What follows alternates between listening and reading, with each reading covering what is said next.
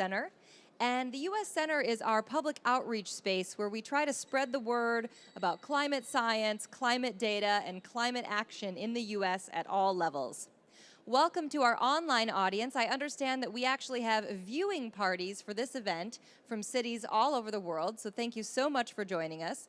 Be sure to tweet your questions to #AskUSCenter so that we can ask them to the panelists. And for all of you, please get your questions ready because we'll have ample time for Q&A at the end of this event. I'm pleased to introduce our moderator and panelists for this event. Moderating the event will be George Hartwell, who is the mayor of Grand Rapids, Michigan in the U.S. Next to him is Maya Lukin, who is a councilwoman in the city of Kotzebue, Alaska. Next to her is Libby Schaaf, who is the mayor of Oakland, California.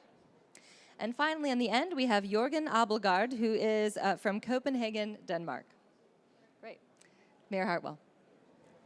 Ashley, thank you very much, and good morning. Bonjour, ladies and gentlemen. Welcome to this presentation on A Tale of Three Cities. I'm George Hartwell, mayor of Grand Rapids, Michigan in the USA. And let me start by setting this table a little bit for the conversation. The very first meeting of the White House Task Force on State, Local, and Tribal Leaders, the 14 mayors and 8 governors and 2 tribal leaders that were present in that meeting introduced ourselves around the table at the executive offices in the White House. We introduced ourselves by telling about the impacts of climate change in our own area. Governor Abercrombie of Hawaii said, I'm losing islands to rising sea levels. Mayor Becker of Salt Lake City said, I'm worried that I won't have enough water for my population in even 20 to 30 years. Mayor County of Des Moines, Iowa says, I have too much water. We've had 2 500-year floods in the past 3 years. Governor Quinn of Illinois and I spoke about the impact of falling water levels in the Great Lakes region, whereas Governor O'Malley of Maryland talked about rising ocean levels. One cause, that is climate change, but multiple impacts. Now, cities today account for over 1/2 of the world's population. And cities account for 70% of the world's greenhouse gas emissions. The impacts of climate change, in other words, affect cities directly and immediately, and in many cases, catastrophically. Cities are the battleground. And it will be cities where the war against climate change will be fought, and it will be cities where the war against climate change will be won. So today you're going to hear from 3 cities, very different communities, very different parts of the world. And it's my pleasure to introduce to you in a little more detail the 3 panelists this morning. Our first speaker will be Maya Lukin, who is the councilwoman of the town of Kotzebue. Kotzebue is a town located 57 kilometers above the Arctic Circle in northwest Alaska. She's a councilwoman and former mayor who works with tribal entities surrounding Kotzebue on climate change adaptation planning, researching impacts, and developing mitigation plans to ensure the environment of the Inupiat people who have relied on these resources for 10,000 years. From Oakland, California, Mayor Libby Schaaf. Mayor Schaaf was inaugurated as Oakland's 50th mayor on January 5th of 2015, a relatively new mayor. A native Oaklander, Mayor Schaaf previously served 1 term as a member of the Oakland City Council, a former council chief of staff and top mayoral aide to Jerry Brown. Mayor Schaaf has 2 decades of public service experience that began while she was a young attorney leading volunteer efforts in Oakland, California. And from the city of Copenhagen, its Executive Climate Project Director, Jorgen Abelgaard. Jorgen is the project director for the 2015 Carbon Neutral Strategy and Plan for the city of Copenhagen. From 2002 to 2010, Jorgen was director of the Nordic consultancy companies Econ and Poiri Management Consulting. Before that, he spent 2 years as special advisor for the Danish Minister of Environment and Energy, Mr. Svend Auken, and before that as advisor in several positions to the Danish Ministry for Energy. Jorgen has comprehensive experience from work within international organizations such as the United Nations, the EU, the IEA, the Nordic Council of Ministries, and BASREC, and he has an extensive national and international network. For our first speaker, please welcome Councilwoman Maya Luken.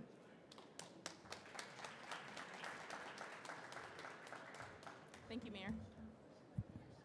Thank you, Mayor. Am I going to be able to see the presentation down here? Yes. Now I see it. Thank you. Uvlalotak. Uvlalotak means good morning. Uvanga atiga kikiktarugmi, lusisoligmi, apanga luakanga, Willie and Jenny Johnson of Kotzebue. Uvanga inupate lusuomi. My name is Maya Luken. My parents are Willie and Jenny Johnson of Kotzebue.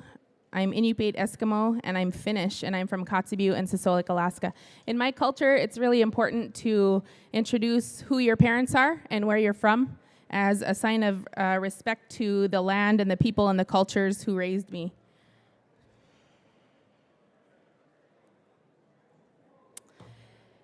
Kotzebue, Kikikdaruk, or almost an island in Inupiaq, is located on a gravel spit on the Baldwin Peninsula, which extends into the Kotzebue Sound near the mouths of 3 rivers. Kotzebue is 26 miles north, or 50-something kilometers north of the Arctic Circle, and 600 air miles away from the nearest city, Anchorage, Alaska. Kotzebue truly is a gateway to the Arctic, as well as the surrounding 10 communities, and to natural wonders such as the Bering Land Bridge National Preserve, the Noatak National Preserve, and the Kobuk Valley National Park. Kotzebue is the only community in our area that receives jet service, and the only community in our area that has paved roads. In Kotzebue, there are 3,200 people. It's the largest community in the region. In 1900, there were only 200 residents. The location of Kotzebue made for a prime location for subsistence hunting, fishing, as well as both winter and summer transportation. You can imagine with no roads, you have to figure out how to get places. So we use boats, we use snow machines, we use dog teams. Of the 3,200 people, 75% of the people are Inupiat Eskimo. The main industry in Kotzebue is the health services nonprofit organization, Maniluk.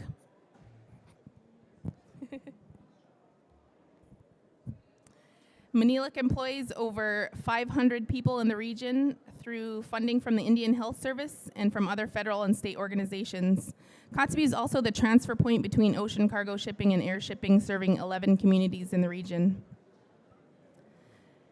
Kotzebue is located on a gravel spit above the Arctic Circle, which means most of our land is permafrost. We have a transitional climate with long, cold winters and very cool summers. The average temperature in the winter is minus 24 degrees Celsius, and the average temperature in the summer hovers around 10 to 15 degrees Celsius. Needless to say, I've been sweating the entire time I've been here. The current temperature as I developed these slides was minus 28 degrees Celsius. Temperatures dip below average for 250 days per year. Our topography consists of gravel, tundra, low bushes, and absolutely no trees. So climate change in Kotzebue, Alaska. Why is it important to us, and why would it be important to you? For somebody like me who grew up right there in that little house, if you can see it on the top picture, surrounded by tundra, I grew up 12 miles away from Kotzebue, the only civilization I knew living off the land, so it's obvious why it'd be important to me. That's my niece right there and my great aunt in the photos, and it's important for me to learn what I can from my elders and from all of you and from all of you, so I can protect the place that we call home, so my children, nieces, nephews, and grandchildren can enjoy it for generations to come. By far, the most visible effects we've had are in these three areas: food security, coastal erosion, and diminishing sea ice. All three are equally important and detrimental to our safety and security living in our home.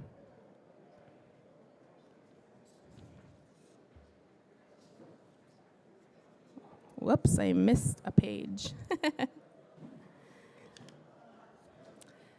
So, food security, most notably the decline in the population of the Western Arctic caribou herd.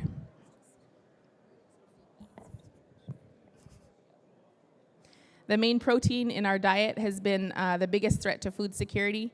Warmer temperatures in the calving grounds have forced the cows and the calves to earlier move to the mountains without allowing them to grow, contributing to a very high mortality rate in the recent years. Our Western Arctic caribou herd declined over 100,000 animals in just 2 years.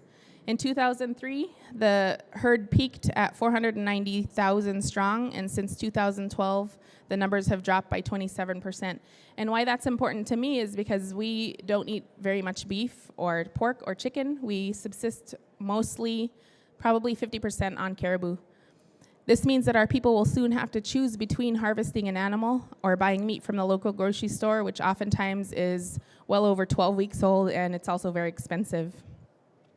In addition to caribou, fish is a large part of our people's diet. In the recent years, we've had an increase in warm water parasites infesting the meat of the salmon, wild Alaska salmon. We get that for free up there. We just have to pretty much pluck it out of the ocean. So this is due to the temperature of the ocean rising, as well as the temperature of the rivers rising where our salmon spawn. Other food security issues specific to climate change and warmer temperatures are unsafe hunting conditions, high silt in the sheefish spawning areas, a reduced berry and greens harvest, and invasive weeds.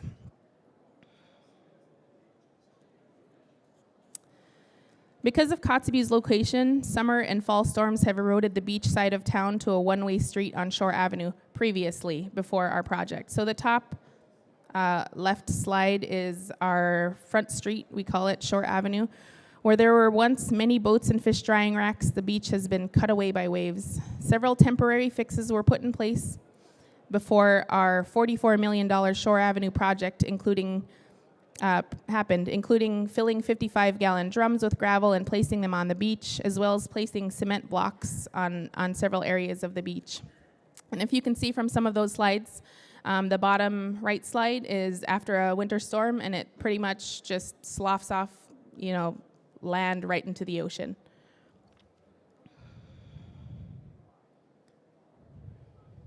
Storm surges, storm-driven waves, and ice action contribute to periodic beach erosion as well. The bank along Shore Avenue from Lake Street to Crowley is being eroded. The area directly on Kotzebue Sound is approximately 4,600 feet long and 4 to 10 feet high. The erosion rate, according to the U.S. Army Corps of Engineers, was estimated to be 1 to 3 feet per year before that project. And diminishing sea ice. Diminishing sea ice directly affects the people of Kotzebue in their efforts to hunt safely. Our main diets, like I said before, are caribou, fish, seal, and berries. When the ice isn't thick enough for bearded seals to rest, this forces our hunters to travel much further in rough seas to catch their yearly bearded seal. Besides the caribou and the fish, the bearded seal is one of our main food sources for their omega-3 fat in the blubber, which is eaten with everything from rice to salmon eggs. Seal fat is soluble and rich in vitamins and nutrients, and the meat is very high in iron, and it's important for people like us who don't supplement diets with iron pills or chewable vitamins. Last year, due to the diminishing sea ice, the residents of Kivalina were able to harvest only 8 bearded seals, as opposed to normally hunting 80 seals. This year, they've had to supplement their diets from oils from fish and vitamins they buy at the grocery store. The health clinic has also said that they've had a very, very high low iron rate there, and they've been continually shipping iron pills over to the community of Kivalina to mitigate the fact that they just haven't had any seals. Thick ice is also essential for safe travel between communities. In an area of the world with no connecting roads, winter travel by sled dogs or snow machine happens daily. Both my uncles were lost when they traveled at a normal time in the spring, and they fell through the thin ice with their snow machines, and we never recovered their bodies.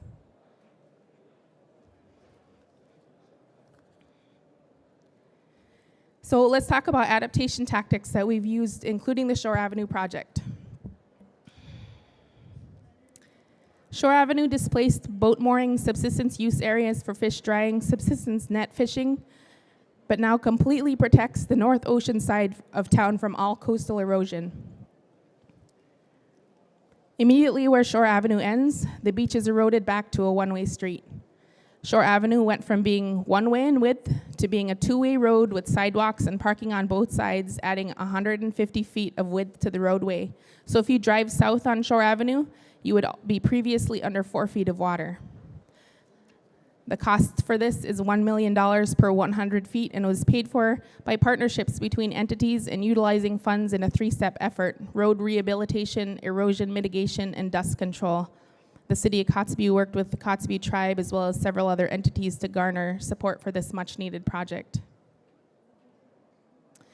Some of the effects of climate change are not as easily noticeable as coastal erosion. You can see a road disappearing, and you can plan for future storm surges, but what you can't see is just as detrimental to our people as losing a house to the ocean.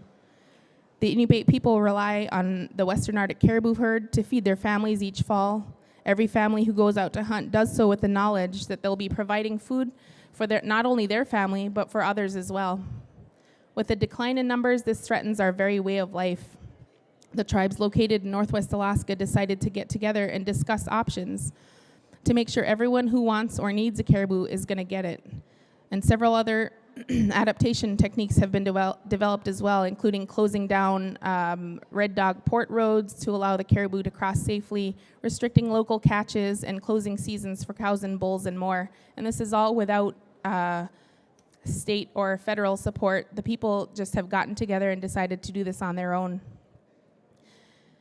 Another adaptation tactic that Kotzebue has used has been to look towards renewable energy, because all of our heat is diesel fuel. Very few people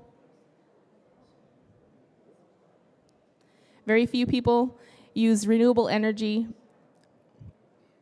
because it's very site specific. To have geothermal power, you have to have a constant supply of hot water.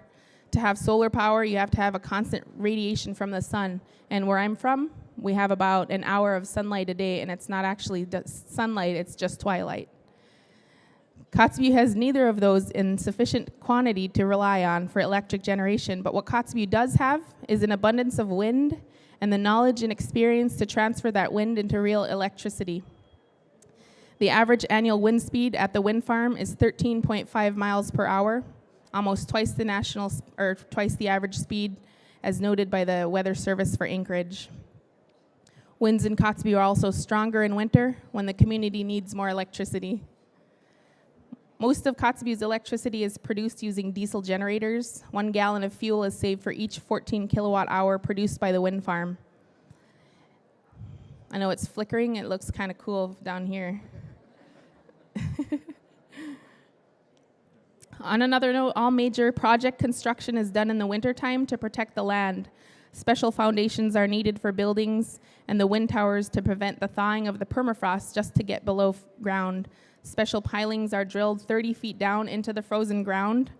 With an average annual winter temperature like ours, it takes some mighty hardy people to prepare those turbines. Yeah. The most important lesson we've learned is that we, as an Arctic nation, cannot afford to wait for funding, to wait for someone to come and train us, and for climate change to completely destroy our environment. We have to act now, and we have to work together with the understanding that we all serve the same people. Kuya nalag nilik to see. Thank you for listening.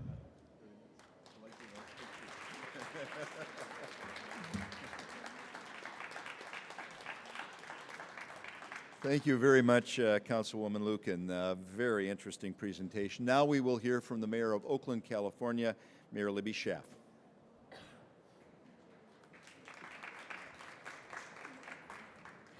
Good morning. It is fabulous to be surrounded by so many people from throughout the planet that care about this issue. It's just been a dream to be here. Just a little bit about Oakland, California. We are located on the San Francisco Bay. We have a population of a bit over 400,000 people, and we are blessed with 20 miles of waterfront property in our city. Now, Oakland is already a pretty energy-conscious city.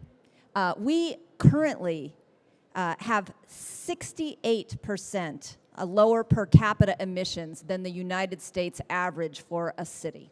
So we're already being pretty good. And yet, we have taken it upon ourselves to set very ambitious emissions reductions goals. Our goal for reductions by 2020 is 36%, and by 2050, 83%. And we are already well on our way to achieving these ambitious goals. Just since 2005, we've reduced our core emissions by 10%. But more importantly, we have reduced our consumption emissions by 15%. And Oakland is one of the cities that is measuring both our core emissions, and that means the actual greenhouse gas emissions that come out of the city of Oakland. But we also are measuring our consumption emissions. And that is a recognition that when I consume something in Oakland, it's not just that greenhouse gas is being emitted from my city, but that greenhouse gas was emitted probably in China or India or somewhere else to make the thing that I have consumed in Oakland. And that if I am going to be a citizen of the planet, I need to think not just about the emissions coming out of my city, but also the emissions that my consumption is causing anywhere on the planet. And so Oakland is very proud to work with ICLEI in being able to measure both of those standards, as well as have our emissions inventory analyzed by a peer review panel from ICLEI. So again, a great resource that we work very closely with. So what is our philosophy as we approach climate change and reducing our emissions? We are trying to look at more than just reducing our greenhouse gas emissions. We're trying to see how our climate change policies can be comprehensive and achieve other goals, particularly social equity goals. Oakland is a city with great income disparities, something that is plaguing United States cities more and more these days. 60% of our residents are renters. They mostly live in multi-unit apartment buildings, as opposed to only 40% of our population who are homeowners. And so as we look at climate change policies, we are looking at how these policies can also help our most vulnerable populations first and improve things in their lives that go to the other goals of sustainability, like economic development. So what are some things that we think we've done well? Why do we think we got invited to be here today as one of the highlighted cities? First of all, Oakland's zero waste contract, the way that we are dealing with our garbage. Let's do a little trash talking right now. We're good at that in Oakland. We started this process 10 years ago, and just this July we switched to a new contract. But already, that zero waste goal has caused a 26% reduction in our emissions. We started composting. Yes, in our house we call it the stinky can, and that's where we put our food waste. And we have now trained our residents to actually separate food waste out from their regular garbage and put it in, yes, the stinky can, or in our house we just have a nice stainless steel bowl, and then we dump it into a green bin. Now, as a homeowner, we have a green bin that we put our yard waste in, and every week the garbage company comes and picks that up from my curbside. What's great about that is it's really made me conscious about where my food waste goes, where my paper and cans and glass goes, and then really how little trash I have left over at the end of the week. In fact, so little trash that we're able to call up Waste Management and reduce our trash can size and pay less for our actual trash pickup, and that's the part that's going into the landfill. We also have been using our land use regulations and our increase of good transit to really drive down emissions. Again, just in the last 10 years, a 12% reduction from land use and transit policies. We are making it easier to grow your own vegetables and fruits and even sell them out of your backyard. I think we all talked about the unique qualities. Unlike Kotzebue, our weather is fantastic. We have some of the best climate of any city in the world. So plan your next vacation to Oakland. It is just a fabulous city. Because of that, it makes it great for actually growing fruits and vegetables in your backyard. So we've changed our land use policies to encourage that. And that cost us nothing. We also have adopted green building standards. We've created streamlining permitting for rooftop solar installations. We have reduced the parking requirement when you build housing next to good transit. We've created a TOD overlay, and that is a great incentive for developers to think about building dense housing near great public transit. And coming soon, we're putting in our first bus rapid transit, or BRT line. And again, back to our social equity agenda. This line is going to connect some of our most struggling communities, our lowest income communities, to the downtown, to the job centers. It also is going to enhance that corridor because we added money very consciously to not just put in a new bus rapid transit, but to actually make improvements to the small mom and pop shops and businesses along that corridor. So this enhances not just the transit connection, but the entire neighborhood that this line will run through.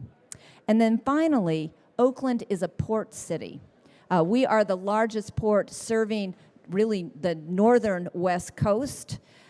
We have seen huge reductions in our emissions by forcing our ships that pull into our docks to plug into an electrical source rather than run their diesel engines while they're idling at the dock.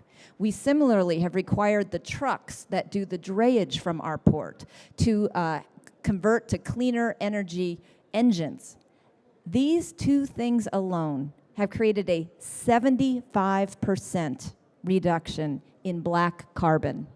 Not only is that significant for our greenhouse gas emissions, but it has had a fantastic effect for public health.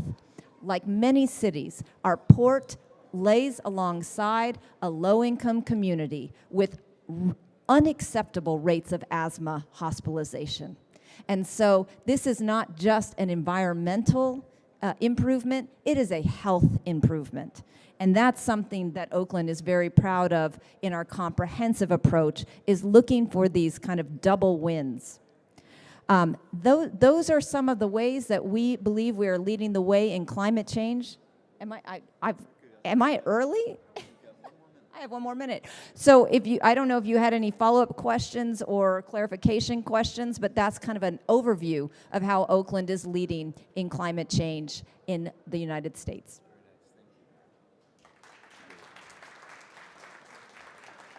Very good. Exciting to just hear all of those projects enumerated, isn't it? Good work happening in Oakland, and we will have opportunity for some questions after our next speaker. Our next speaker from the city of Copenhagen is Mr. Jürgen Abelgard.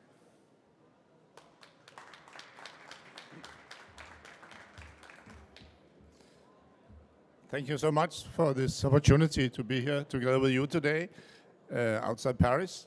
I will go around in Copenhagen for the next 10 minutes together with you. Why are we working in Copenhagen with climate change and want to be carbon neutral in 10 years from now? That's because of global temperature. If you look around temperatures this year, it's all over average all over the world, more or less. We have one worry in the North Atlantic, and we follow that also in Denmark. This is another reason. 4 years ago, we had a severe cloudburst in Copenhagen. It was a 500 years event. And since that, 4 years ago, we have had one more event like that and 2 100 years events. So there's a lot of reasons why we have focused on climate change in Copenhagen. We want to use Copenhagen as a lab for innovation and testing new solutions. Not because what we do on CO2 in Copenhagen, we cannot solve the world, but we can show that a small, big city can make this transformation, and that we can show that to the world. And work together with our companies and universities. In doing so, we can also provide green jobs and new innovation for innovation for companies and universities. And that is also the basic for how we work in Copenhagen. All our plans are based on 3 pillars. We work with quality of life, green growth, and sustainability. So all plans have that as a basic, and of course, the climate, what we're doing on climate is based on sustainability, but we also have to bring in quality of life, making a better city for Copenhageners and people that use the city, but also green jobs and new jobs. So this is really my picture of what we want to do in Copenhagen. We have created a harbor bath in cleaning up the water in the harbor, going from industry city to a normal city without industry, like we see a lot of cities over the world, but also creating possibilities for people to use this. And this young guy, he's the future. We are also a city with growing population, like a lot of cities all over the world. We expect 20% increase in 2025. So there's also a lot of demand. Young families that really want a better city, new possibilities, better schools, better kindergartens, leisure, and so on.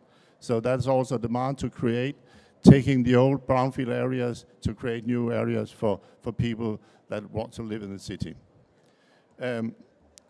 Talking about climate change, we have a good starting point in Copenhagen. I don't know how many of you have been in Copenhagen. Yeah. I think you have seen all the bikers, and that is visible in the city. 45% of all trips in Copenhagen is done by bike every day, and it's more than 60% of all Copenhageners that do that every day. I bike to my work every day, also in wintertime and also when it's raining.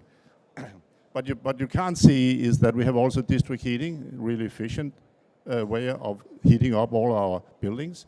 Close to 100% of all buildings are heated by district heating. And we are also on the way doing it renewable and CO2 neutral.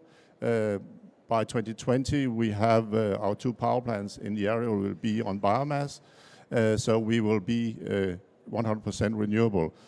We have also decided, I think that's one of the few cities in the world, to build 100 turbines in Denmark, so that all in all will cover electricity and also a little bit more than what we use. We have really strict building regulations in the city, and we have also done a lot, for example, on our own activities in the city administration. Our own fleet of cars is on the way to be electric. And as I said, climate adaptation, we have just adopted 300 projects that will be implemented over the next 10, 15 years in Copenhagen related to cloudburst and sea level rise. We have made a plan, quite simple, with 3 pillars or 3 tracks: the consumption, production, mobility, and our own activities. We have done it without consultants. We did it in the way that we invited industry people and university people to help us develop 22 business plan. We developed the whole plan from the start to the approval in the city council and the budget in 1 year. So it is possible to do this transformation if you have society with you and can set up a process to do it. It is ambitious, but it's also realistic. As you can see, a lot of things are coming from energy production, but it's extremely important that we also reduce energy consumption in our buildings, and we also change mobility to more environmental friendly transport modes.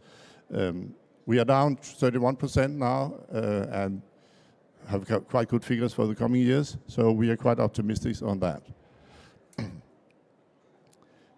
As you can see, we are down 2.8 ton per capita on the emissions inside the border of Copenhagen. It's really low also compared to our neighboring capitals in the Nordic that have based on hydro. But we also see a reduction in transport at the same time as we can see an increase in population and also increase in local economy. So it is possible to make this transformation, and that's important to show. We cannot do this without a lot of partners, and we are now in a process to set up a Copenhagen Climate Partnership Group.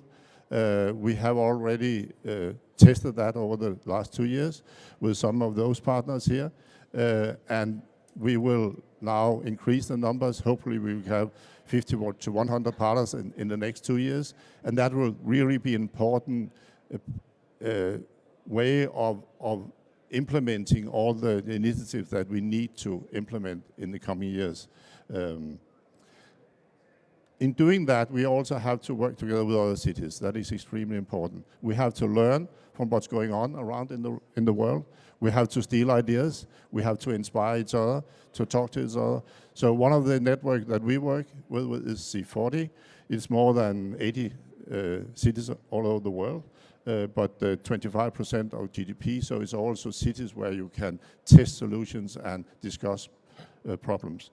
We are also quite active in a new network, Carbon Neutral Cities Alliance, where you have to have targets for 2050 at least 80% reduction and also have adopted plans. So there is really cities that are down in the implementation where they know what's going on. And it's also a possibility to day-to-day discuss what's going on and have questions, set up questions and get answers from the cities. So what we have been doing in Copenhagen is really based on strong political commitment. And that is the basic for what to do this. Also, the thinking that, of course, we need financial support to this, but on the other hand, we also have to fight for the budget every year, so it's not just coming. The thinking that we need also to set up broad stakeholder involvement, we cannot do that without that. Every time we use $1 on the city budget in Copenhagen, there will be investments out in the city that is 100 times higher, where energy and climate are related to the investment. So we have to be out there with the $100 in dialogue with investors, owners, and behind the money to be sure that they do it in the right way. So without that, we can never get to the target. And then, of course, a lot of common business plans also internally in the municipality, and a lot of communication, and both with citizens, with our stakeholders, nationally and also internationally, is important for this. We have to do it together. We can, of course, learn from each other, but we also have to learn and implement together. Thank you.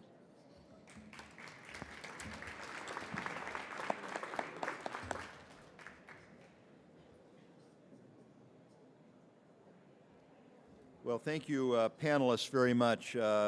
Interesting presentations, and we're going to have an opportunity now for some questions from the audience. While you're thinking of your question, and Ashley Allen will circulate with a microphone, but while you're thinking of your question, let me pose a sort of a prefacing question to our panelists, please. Maya, you took my breath away when you said that 100 feet of paved road in your community costs $1 million. $1 million for 100 feet of road. I'd like for each of the panelists to talk just a bit, please, about how you fund or finance some of these marvelous improvements that you've talked about in your communities. If you could use that microphone, please. Yeah, our Shore Avenue project, which was the it wasn't a Band-Aid. You know, we've had 30 years of Band-Aid projects for Shore Avenue, and the 30 years of Band-Aid projects far outweighed $44 million. So, of course, a little town like Kotzebue with 3,500 people above the Arctic Circle, when we went to Washington, D.C., and we went to the state capitol and said, we need $44 million for this project, $44 million. No. And that's kind of how it went for a long time because, you know, how do you justify $44 million for just a population that small?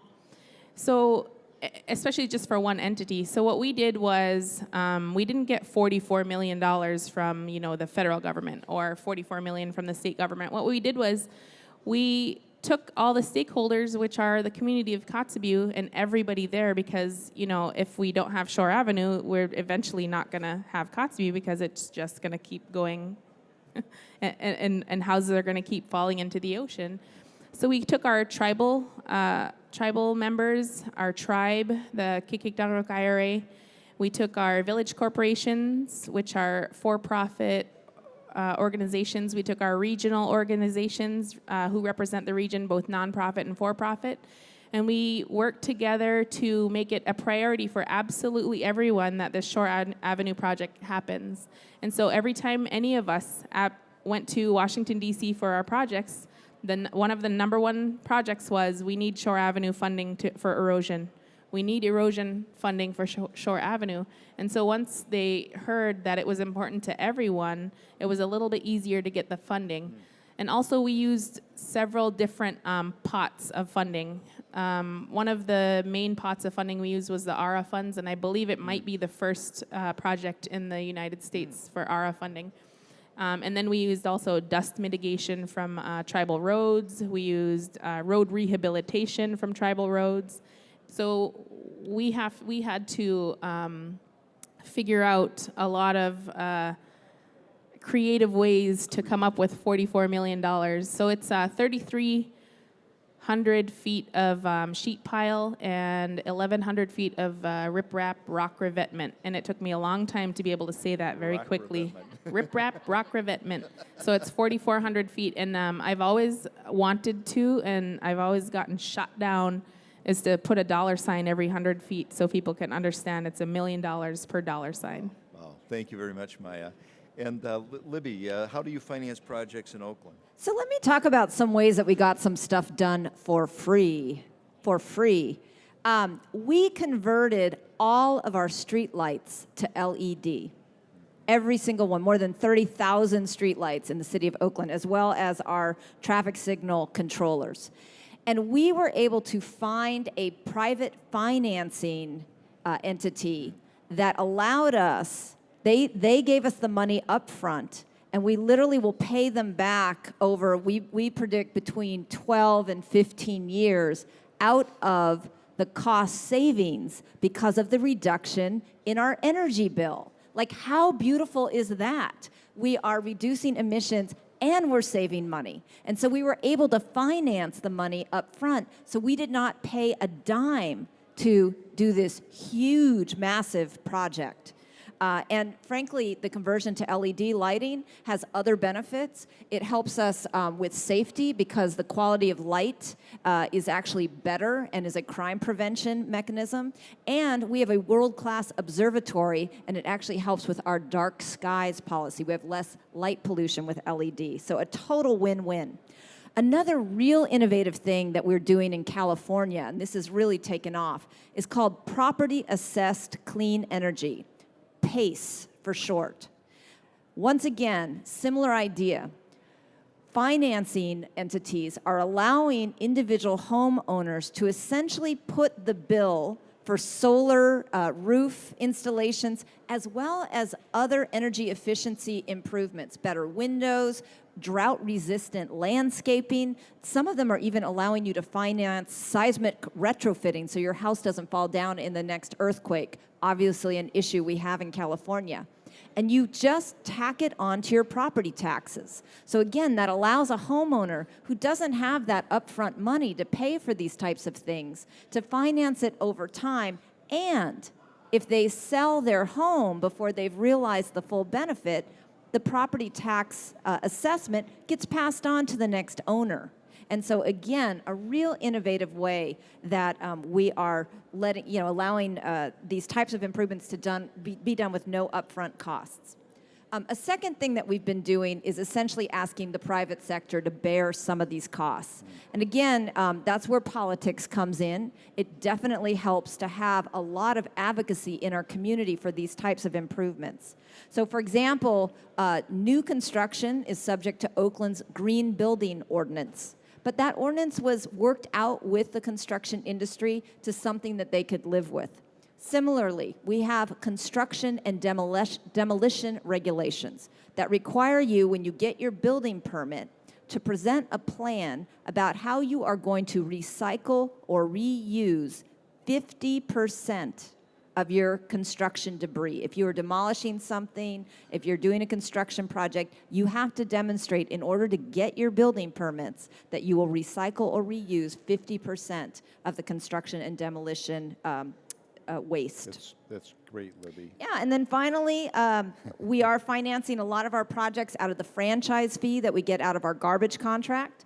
And then there are things like switching to renewable diesel fuel.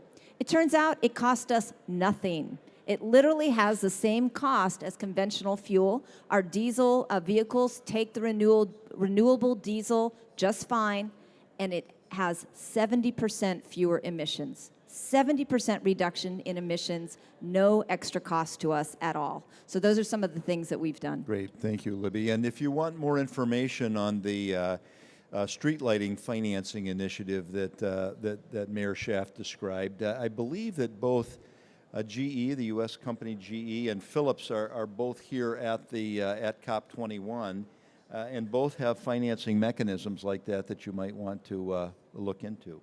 Jürgen. Yes, maybe a surprise to you coming from a Nordic country, but in fact it is private money we use in Copenhagen.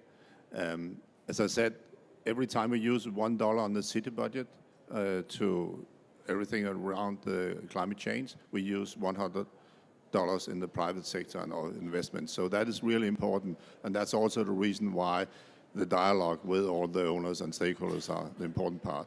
But one more figure. Every time we use $1 and $100, we also use $10 on direct investments in infrastructure. And that's new, it's wind turbines, as I told about, it's new power plants on biomass, it's a new incineration plant, it is a district heating grid, it is a district cooling grid, it's geothermal and so on. So heat pumps. So that is part of the energy bill. So that's part of the normal price on heat and electricity. So the $1 that we use on the city budget is on our own buildings. It's for new bicycle infrastructure, new bridges over the harbor and so on. It is for the process, it's for street lighting, and it's for traffic light and that. So I think what is really important doing business in energy climate change is also to make the business case and make the political case. So we do a lot of work with institutions around the world, London School of Economics, showing what is really the business case for the political leaders. And that is an important part of this transformation, that we can show that that is good business. There's a lot of secondary benefits that we also have to put on the table to show for citizens that you also have to take care of health and so on. And when we talk citizens in Copenhagen, why they bike, it's not because of environmental concerns, not because of climate change. It's only 2%. It's because it's most convenient. It's the easiest way to go around in the city. So that is important to make solutions that also make it easier for citizens to act in the city and live in the city. Excellent. Very well done. Thank you. So let's hear from you. Your questions, please. Yeah, there's several. So yeah, should we take two? I promised this gentleman up front because he was raising his hand early. Very good. And then perhaps that lady in the purple. Very there? good. Yep. Okay, let's take two. Hello, thank you so much all for being here. I'm from McAllister College. I'm a student doing research on the interaction between cities and subnational action with the international climate negotiations that are taking place. And so just broadening the discussion a little bit to the international dialogues that are happening just next door, what role do you think cities have in inspiring action on an international level and just the interaction between subnational actors and international ones? And on the flip side, how do you anticipate the outcome of these negotiations will impact your communities locally? Okay, a couple of simple questions. And sorry, just real quick, let's get this woman's question to add to that Okay. list. Actually, he asked it for me, so thank you. Here we go. Good. Oh, the same question. Okay. All right. So would you start with your response, please? If I should start with the last one, I think we will have a solution here in Paris, and it will also be a solution, hopefully, that bring the momentum in actions.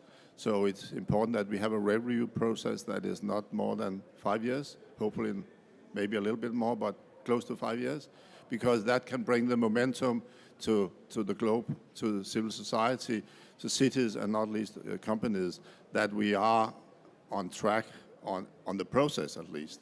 And then we'll need to have some financial mechanisms in place, and also some solution on loss and damages. That is really key to me to see a process on that. Okay, very good. Yeah, I also feel very optimistic, but I'm going to address your first question more. Local government is where it's at. Cities can get more done. We are more nimble. We have much more authority within our own communities. And we all know, you said roughly half of the world's population is in cities. I mean, we predict in 30 years, 2/3 of the planet's population will live in cities.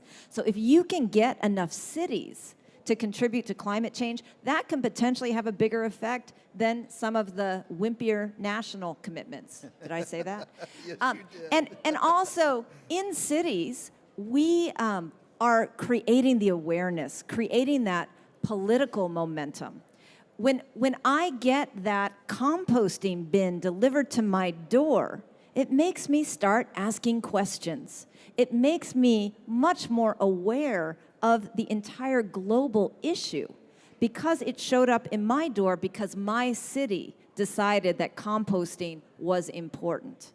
And then finally, cities kind of prove it can be done. We create the evidence that these things actually can, that human behavior can be changed, that there are innovative ways to pay for these changes, and we can kind of be the testing grounds for different practices and create not just the political momentum, but the proof that it works. So I'm excited about the role that cities are playing in world climate change.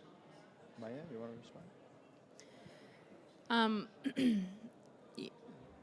Your question was a little bit not simple, but in Kotzebue, above the Arctic Circle, kind of forgotten. Nobody knew where Kotzebue was until President Obama visited it, and still people don't know where it is or don't know how to say it, which is fine.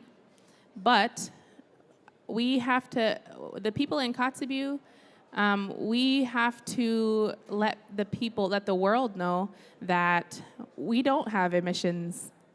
We don't have, we don't have black carbon. We don't have any of that. We have very, very little, we have very little energy use up there.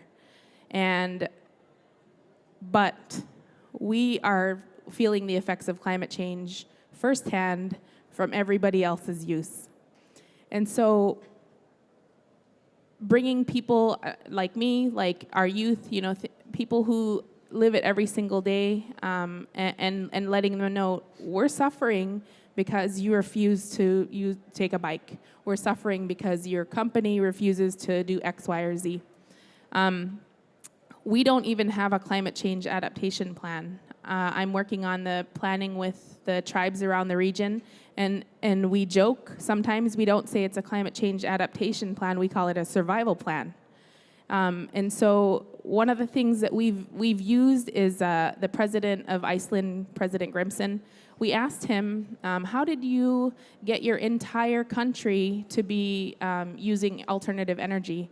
And he said, very simply, we started person by person, house by house, street by street, town by town, and eventually it was the entire city.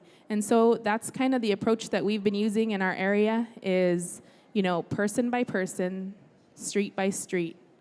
And once we get that done, and then it goes town by town, and then hopefully we can be an example to other people, and they can see what's going on, and they can understand that it does affect us right now every single day. Thank you, Maya. So let me add a thought or two, if I might, to your question. Here's what gives me hope, and it is that beginning in 2004, mayors in cities all over the United States began signing on to a Kyoto-like document, which we call the U.S. Mayor's Climate Protection Agreement. Today there are over 1,050 cities that have signed on to that agreement and have been working assiduously over the past decade plus to meet the goals of Kyoto. Even if the folks next door don't hit the mark that we need them to hit for the future of the world, cities are going to continue. As Mayor Schaaf said, the action is in cities. You can talk philosophy, you can talk ideology, you can argue and debate science, but the impacts are in cities, and so the work of addressing climate change is being experienced in cities. I mean, that's why these cities are all part of the ICLEI network of internationally working together around climate change. That's what gives me hope. Do we have time for one more quick one? One more round, so I'll take two questions. I All got right. the one back and up here, okay? So let me go back and get her first. Hello, my name is Mariah Correa, and I'm really proud of my mayor from Oakland for all your fantastic work, so thank you. I'm wondering how you all include people and local businesses within your projects and communities. Okay, and just pause 1 second here. Hi, my name is Jack Kay. I'm from the U.S., and my question really relates to going beyond cities to broader metropolitan areas, especially in the U.S. We've got cities that are surrounded by suburbs. In a number of cases, the population of the suburbs are much greater than the population of the city, and they're sort of much more diffuse, much more reliant on cars for transportation. So how do you then go, work as sort of the center of a metropolitan area and really try to bring in the metropolitan area and then be able to leverage and get the synergy from working as a whole area as opposed to just the city as a little island, surrounded by those who may have some very different ideas about how to deal with the challenges. Thank you, sir. All right, you want to start out, I'm hot Libby? to answer both those questions. Okay. I'm on fire about both of those. Yeah, you don't have suburbs. she has tundra. So those are two very different questions. I'm going to start with yours first. We've got to become regionalists, all of us. We do not live on islands, except for in Kotzebue. You're kind of an island. But seriously, the advocacy that you can do within regional bodies, within state bodies. In the Bay Area, we have something called the Metropolitan Transportation Commission, as well as the Association of Bay Area Governments. And the cities have kind of gotten together to form a bit of a lobbying bloc to infuse climate change philosophy into the funding requirements. And so that's another way that we pay for these things, is by advocating that that climate change is taken into account when transportation dollars are doled out or affordable housing dollars are doled out. And so that is one of the things that we can do to impact the whole region and create more awareness of how we as a region are doing, because things do not end at the city boundaries. Remind me, your question was how do we involve people? I want to just tell a quick story about our zero waste contract, because this was a big aha moment for me. As we were debating how to do the composting part of our garbage contract, the technology now exists that you can collect someone's trash, and after the collection, you can run it through something called a dirty MRF and separate out the food waste from the regular landfill trash. And we have evidence to suggest that you actually can divert more food waste if you do that separation after collecting the trash. So we were really surprised when the environmental groups said, don't you dare do that. We really believe in consumer separation. We want individuals to have to separate out their food waste. And we're like, why would you want that? Because it has a lower diversion rate. And they said it is more important to create the awareness, the consciousness about your own waste streams within the public than it is to get that immediate extra push on the diversion. That was a total aha moment for me. So we do consciously involve our residents in these climate change decisions, and it is critical that we do so. Because if we just do it in the dead of night, we aren't creating the awareness and the education that is going to be so important to create the political momentum to make the big changes. So that is one of the ways that we involve the community. The issues around the health impacts, I mean, those changes at the Port of Oakland did not happen completely voluntarily. It took a lot of communities that live near the port to advocate and create awareness of the health impacts of those port operations that created some of those great changes. So Oakland is not bereft of advocacy. It's one of the things we do well, but it's incredibly important that we create new advocates that are informed. Brief answers from our other two panelists, please.